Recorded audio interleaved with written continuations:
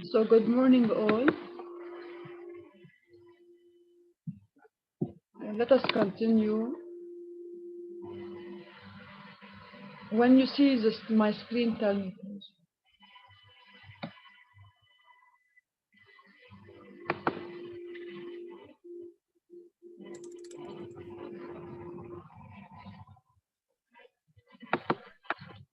Good morning. Good morning.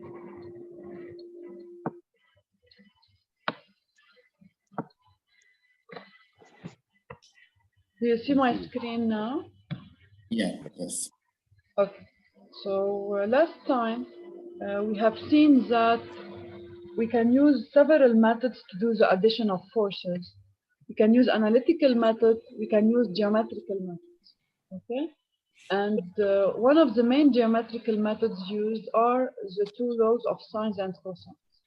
So for the sine law, as we mentioned previously, we have a triangle.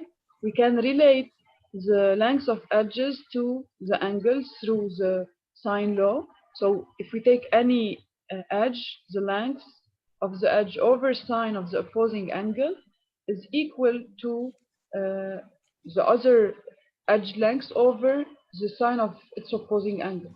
So big A over sine small a equals to big B over sine small b equal to big C over sine small c.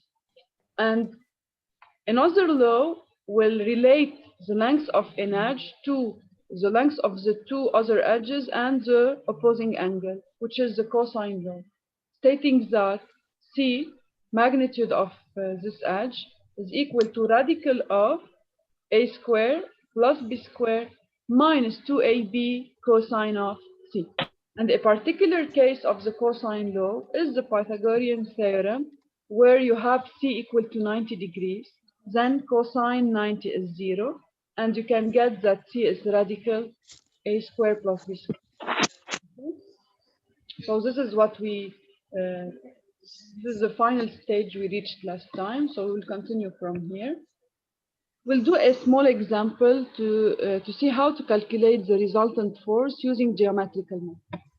So in the given example, we have a structure that is subjected to two forces, P and T. The magnitude of P is 500 Newton. The magnitude of T is 200 Newton. And we want to find the resultant force of P and T. So to do this, first, if I look at my figure, okay, I will try to draw the resultant on the figure to see how to calculate and to see what is the information that I know. So let us write, what do we know here? We know that the magnitude of P is 500. We know that the magnitude of T is 200. And we need to find the resultant. If we draw the resultant here, the resultant is simply, you can draw it using the triangular construction. So I have vector P. I have from the end of P, I have drawn, or it's already drawn the other vector T. So the resultant will simply join the first point of P to the end point of T. Okay, it is the tail to head joining method. So this is the resultant vector.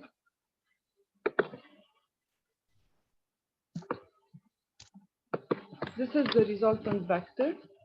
Now, it looks like it will be a good idea to use the cosine law because I know the length of two edges and I want to find the resultant magnitude. So what I can do is I should try to calculate the angle here in between. Because if I find the angle in between, I can use the cosine law to calculate the magnitude of R. Okay? So as a start, I will look at my figure to find this angle. As you can see from the figure, this angle here is equal to this one. Okay? And how can I calculate alpha?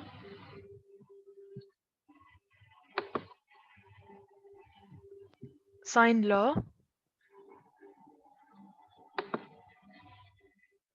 Yes, no. you can use sine law, but you have something easier, because look, if you want to use sine law, you need to determine another angle here. Look, let us try to use the sine law for alpha. If we look at triangle ABC, okay, if we want to calculate alpha using the sine law in ABC, what we can do is we can write that we know that this angle here is 105, okay?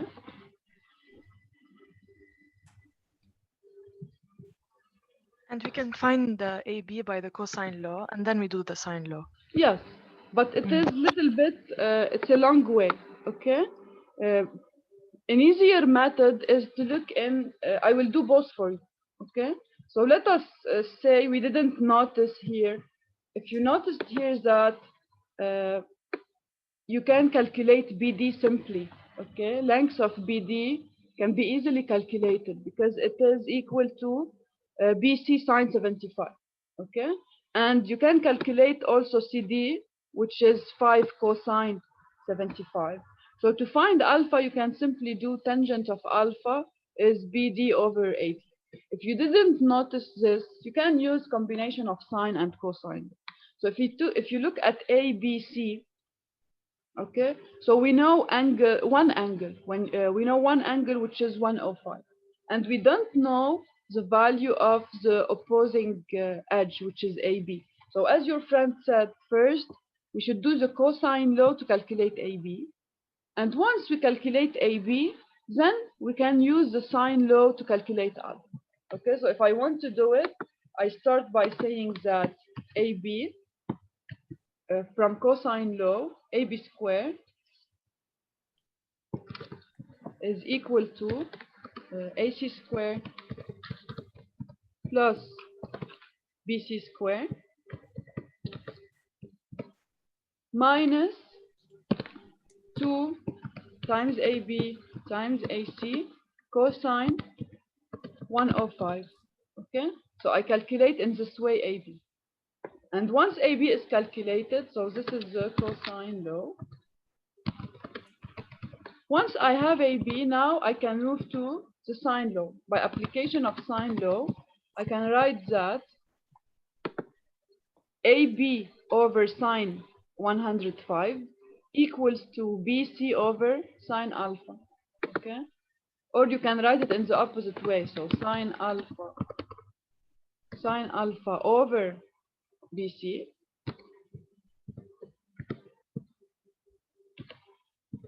is equal to BC, which is 5 meters. Sorry, it's equal to 105 over AB. Okay, sine 105 over AB, which is calculated now. So the only unknown in this case will be alpha, and you get alpha. But it's a little bit long procedure because you have to do it in 2 steps. So an easier method will be to say that tangent of alpha is equal to BD over AD. And to calculate BD is in the triangle BCD, you have that BD is 5 sine 75. So it's 5 sine 75. And CD is 5 cosine 75. So AD is equal to 3 plus 5 cosine 75, and you get then the value of alpha. Okay? So this is the method we can use to determine alpha. Now once we have alpha, okay? Once we have alpha, how to calculate the magnitude of R?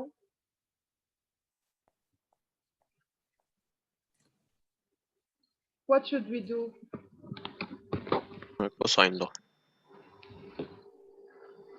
Yes, exactly. So now, once we have alpha from cosine law, we can write that r square equals to 500 square plus 200 square minus 2 times 500 times 200 times cosine of alpha. Okay, so now, but look, when they ask for a resultant, it's not enough to find the magnitude because the resultant force is a vector. Okay, so I should define the magnitude and I should define the direction. So as you can see in the figure, I have presented R. In order, it's clear that it is downward, but in order to know the direction, I should give an angle. And I choose in general a reference line and I express the angle between R and the reference line. So here, the best choice is the horizontal. So in general, we take the reference line, the horizontal or the vertical. So you are not forced to take the horizontal or vertical, but in many cases we do this. Or you can take any reference. The importance of the reference is that it's a line of known direction. Okay, so once I know the direction of a line, I can find the angle of any vector with respect to it. So now with respect to the horizontal, to define the direction of R, I need to determine this angle here. I will call it theta, okay? If I want to calculate theta, what can I do?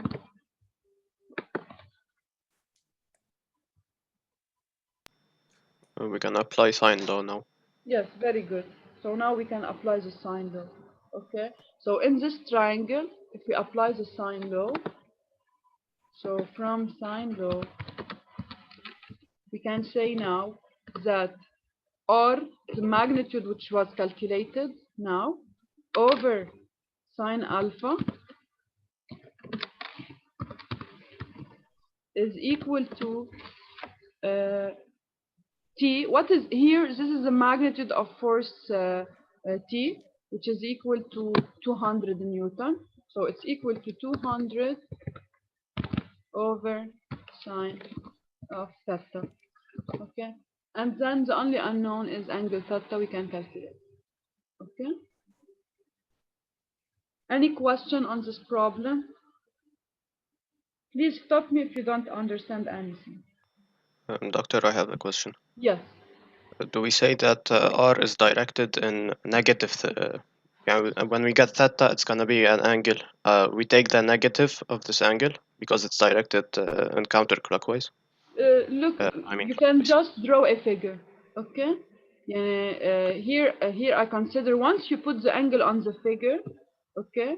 So you don't have to put plus or minus because already you represent it in the figure, okay? In case you have a problem where you have theta, for example, like this, in this direction, the counterclockwise as positive, and your angle is down, then you say theta is minus. But here, all we have to do, you don't have to specify any positive direction. You just have to put a figure showing the angle, and you say that I'm calculating the angle in absolute value. Okay, thank you, doctor. Doctor, could you have used the parallelogram instead of the triangle to find R? Look, in general, for calculation, we use the triangle construction.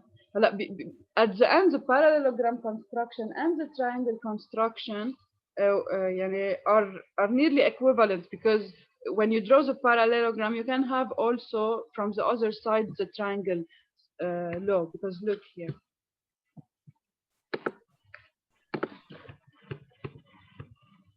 If you look at the figure here, whenever you do the parallelogram, automatically will create the triangle. This is your triangle. So when you do the calculation, you will do it in the triangle in all cases, even if you use the parallelogram law. Okay, thank you. Doctor? Yes. I tried something else, but it did not work. I moved can you please go back to the slide? Yes.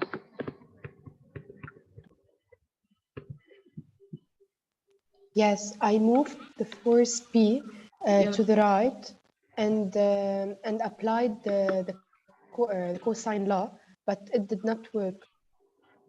Oh, so you put it here, but look, if you move it to this side, you cannot say that the resultant is this one. Please pay attention.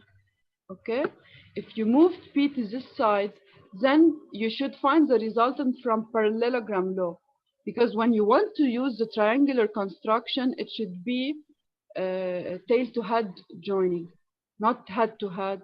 Okay, so this is not the Yes. resultant here. This one, it's wrong. This is the result. Okay, this is the resultant. If you want to use parallelogram law, so once you put one point, you draw P and you draw T.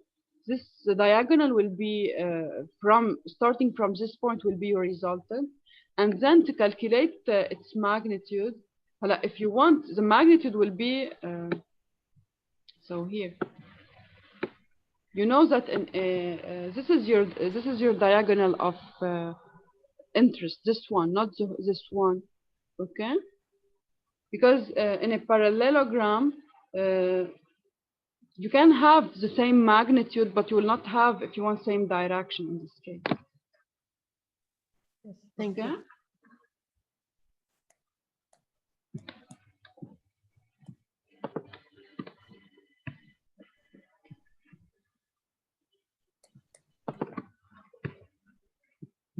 okay. Another example. The vertical force F of 350 lb acts downward at A on the two-membered frame. Find the magnitudes of the two components of F directed along AB and AC. So here we are doing, instead of finding a resultant of two vectors, we are decomposing one force into two vectors. If you remember, we have seen that if we want to use analytical methods, we need to know how to decompose a vector into components. Okay, so here we have a force F, we have the magnitude of the force F, and we want to divide it into two components, one along AB, one along AC. And pay attention, you don't have here a right angle frame, so AB and AC are not perpendicular. So you are used in general when you want to have component, what you do in general is projection. You do the perpendicular like this. This is not the case here, because components are perpendicular projections when you have a right angle frame. But when you have a frame with an angle here different than 90, okay, it will be different. So how to deal with this? You can simply say that in order to decompose F into two components, one along AB, one along AC, I can draw the triangle of forces, because F will be equal to two vectors, summation of two vectors, one directed along AB, one directed along AC. So how to solve for such problem? First, I draw the force F. I know it completely. I know it in direction, it's vertical. I know it in magnitude, it's equal to 350 lb. So now, all I have to do is to draw the components FAB, FAC, because I know the angle between F and AB. If I look at my figure, this is AB direction. It is doing with F an angle of 45 degrees, okay? So I will draw FAB, which is of unknown magnitude. I don't know its magnitude, but I know that it's doing an angle of 45 degrees with F. Now, concerning AC, also I do the same work. So I need to know what is the angle between AC and F, okay? As you can see here, the angle is equal to 60, because here we have 30 degrees and F is vertical. So this angle here is 60. So now, when I present the triangle of vectors, I have F is decomposed into FAB plus FAC. And I know that the angle of F with FAB is 45, and the angle of F with FAC is 60. And so in this case, I know when I know two angles, I can easily find the third one, because summation of angles in a triangle is 180, then it will become very simple. I have two unknowns, the magnitude of FAB and the magnitude of FAC. So I can use the sine law to find these two. Okay? So by writing the sine law, I can say that F, which is of known magnitude, which is 350, over sine 75 is equal to FAB over sine 60 equals to FAC over sine 45. So by using this equation, which is due to sine law, I can calculate the value of FAB and FAC since this parameter is completely known. So I calculate this term, then to calculate FAC I multiply it by sine 45, and to calculate FAB I multiply it by sine 60. Okay?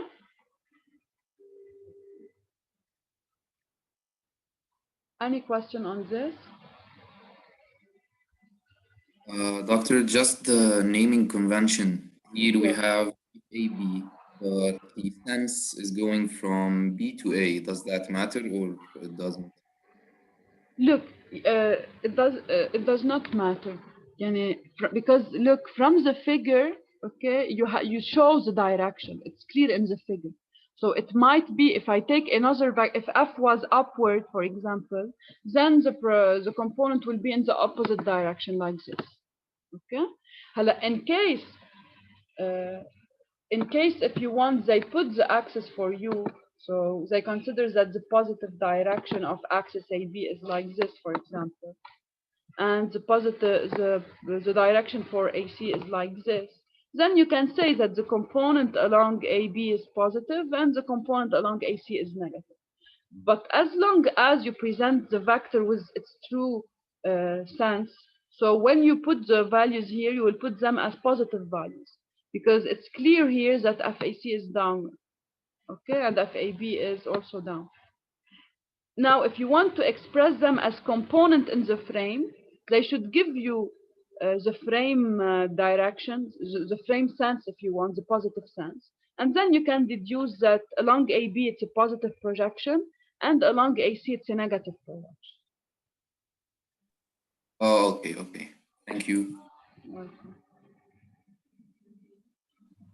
Doctor, I didn't really understand how we found the direction of FAB when we drew the little triangle. Okay. Look, this is F. Okay. You want to decompose F into two components, one along AB, one along AC. So what you do, you start by this point. Okay. Now from this point, I want to draw a vector that is parallel to AB. Okay.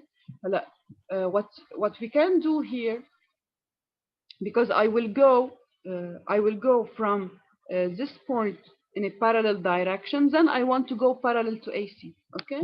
If you go upward, not downward, if you say that FAB is like this, okay, then if you draw a parallel to FAC to AC, you will not end at this point. Your purpose is to start from this point and end here.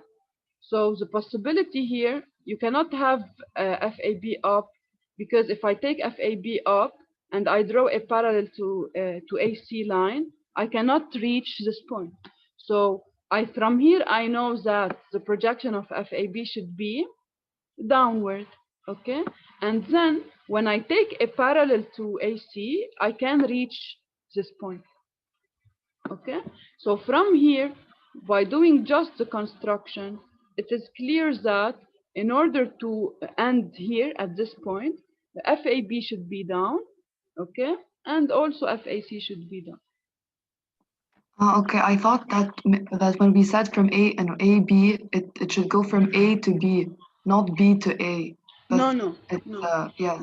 هن I got أصلاً it. إنه this is the projection on line AB, okay? It doesn't mean that it's from A to B. It's the projection on line AB. Okay? Okay, thank you, doctor. Welcome.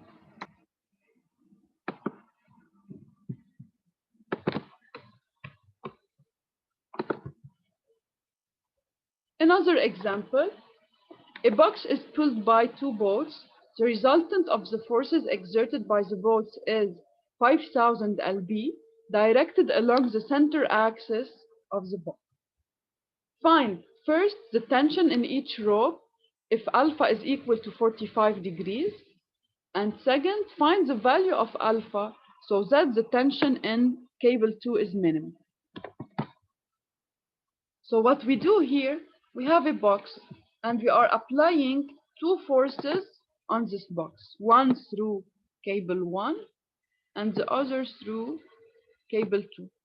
And under the effect of these two forces, they said that the resultant force will be along the center line. So the resultant is along this line, okay? And it's of known magnitude. Its magnitude is 5000. Okay, so the first question, they told me that if alpha is given to be 45, so if this angle here is 45 degrees, what will be the tension T1? Okay, so let us write what do we know here. We know that this is 5000. We know the angles 30 and 45, but we don't know T1 and we don't know T2. Okay, so the first step when you have a resultant of forces, the first step is to draw the triangle of vectors of forces. Okay, so if I want to do this, I start by my resultant because I know that my resultant is horizontal and I know its magnitude. Okay, I know that it's equal in magnitude to 5000.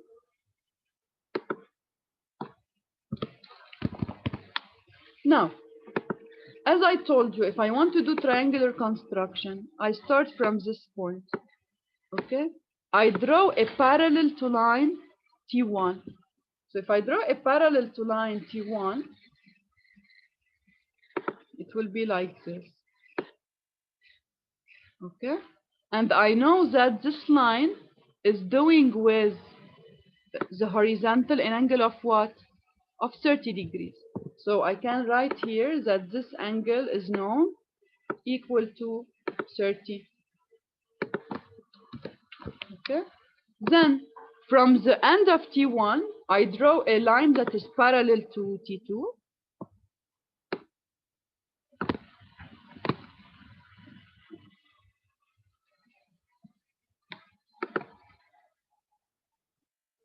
So this is T2, and I know that this angle between T2 and the horizontal is 45. So the angle here is 45. Doctor, Okay? Yes? does it matter if we drew T2 before T1? Can you please repeat? If while we're drawing the triangle, we Yes. projected T2 before we projected Yes, T1? you can start by T2 before T1, no problem. If you start by T2 before T1, you will get this. You get T2 down, okay, and T1 like this, and you obtain an opposite triangle. So it's same idea, okay? Yes, thank you. Okay, so if we consider now the calculation of T1 and T2, how to calculate T1 and T2? What should we use? The sine law. Very good. The sine law. Whenever you know two angles and you know the magnitude of one side, then use the sine law. Because this is 30, this is 45, so it's 75. The third angle will be 105. So this angle here is 105. So now all I have to do is to apply the sine law. So I will write that from sine law, I have 5000 over sine of 105 is equal to T1 over what? What is the opposing angle to T1? It's the angle of 45 degrees. So it's over sine 45 equals to T2, this one, over sine Sine 30. 30. Okay, over sine 30. So now from this equation, I can calculate the values of T1 and T2. Okay? Any question on this?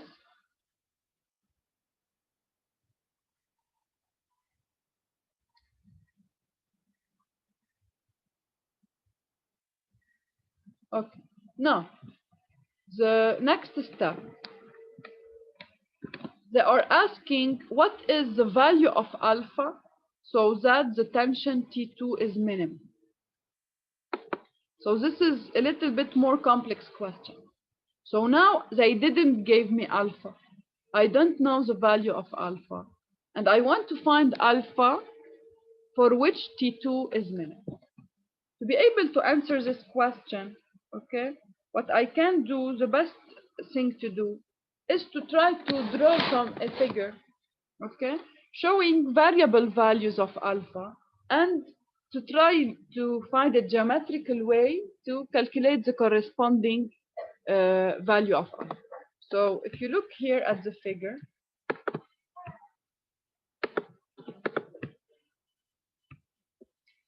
so let us do this together. What do we know? We know what is fixed until now is the resultant direction and magnitude. So I have, it's always the case where I have the same resultant. The resultant didn't change, and the angle of T1 didn't change. It's still 30. Now, what will vary is alpha, okay? So, but whatever is alpha, at the end, T1 plus T2 will give me the result, okay? So if I try to do several scenarios, I will always start from this point and end here. So if so I can say that for T2, it should start here and it should reach line of T1. Then T2 plus T1 will give me the result. I have several possibilities, as you can see. All of these scenarios are for different values of alpha. Now, to find minimal value of T, I will use geometry. What will be the case for which this distance will be minimal? So T2 always starts from this point and should end on the line of action of The T1. perpendicular distance. Very good. From geometry, the shortest distance from a point to a line is the perpendicular distance. So to have T2 minimum, I should have T2 perpendicular to T1. So in this case, the angle here will be 90 degrees, okay? And this triangle will be a right triangle. So what will be the value of alpha? 60. 60, very good. So now, once I calculated the value of alpha, since I am in a right triangle, I can apply Pythagorean theorem and say that T1 is 5,000, which is a resultant, cosine 30, and T2 is 5,000 sine 30. Okay? Any question on this problem?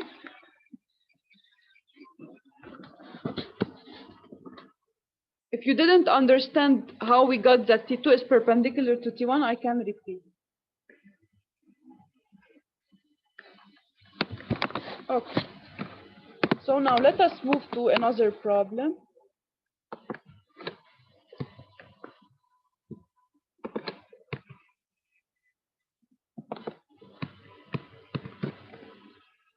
This is, we are done with the first chapter. This is the introduction chapter. Okay.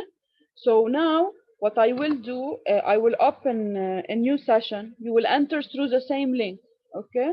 You enter through the same link in order to start a new chapter. Okay. Yeah. So I will leave this meeting. Doctor, I just have a quick question. Yes. We found that T2 is, so that alpha can be minimum, T2 has to be perpendicular to T1. And then we use the sine law to find Yes, alpha. yes, but if you want not sine law or Pythagorean, يعني it's because يعني not Pythagorean, it's a right triangle. So when you have a right triangle, look, if you have an angle of 90 degrees, you don't need to use the sine law. هلا هي it's an application of sine law, but automatically when you have an angle of 90, okay, you can say that sine of this angle, which is 30, is equal to what?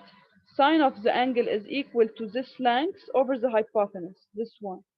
Okay? So this is Okay. here, this is T2, this is T1, and this is 5,000. And you know that this angle here is 30. Okay? So because it's a right triangle, you can write that sine 30 is equal to T2 over 5,000. Okay? Of course, it's equivalent to the sine law. Why? Because if you want to use sine law, what you will do? You will do 5,000 over sine 90. What is sine 90? It's 1. Yeah, it's 1. And it's the sine law, but we directly apply it because it's a right triangle. And no need to put it as sine law. Okay? Okay, thank you. Welcome. Okay, so I'll open a new session, okay? Using the same link, you enter through the same link. Okay.